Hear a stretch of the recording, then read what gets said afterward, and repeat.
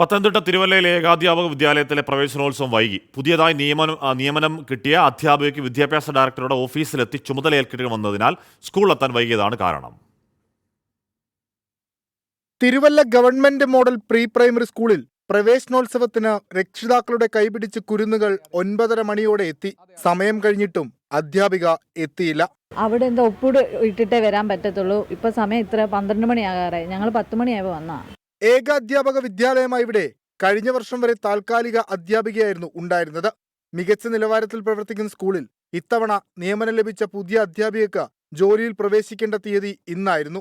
ഉപവിദ്യാഭ്യാസ വകുപ്പ് ഓഫീസിലെ എഴുത്തുകുത്തുകൾ വൈകിയതോടെ കുരുന്നുകൾ കാത്തിരിപ്പിലായി. ഇവിടെ ഒരു 10-50 കുട്ടികൾ പഠിച്ച് ഇറങ്ങിപ്പോയ സ്കൂളാണ്. ഇപ്പം വന്ന് 10-12 പിള്ളേരൊക്കെ. 24 വാർത്തയ്ക്ക് പിന്നാലെ മന്ത്രി വി ശിവൻകുട്ടിയുടെ ഓഫീസും വിഷയത്തിൽ ഇടപെട്ടു.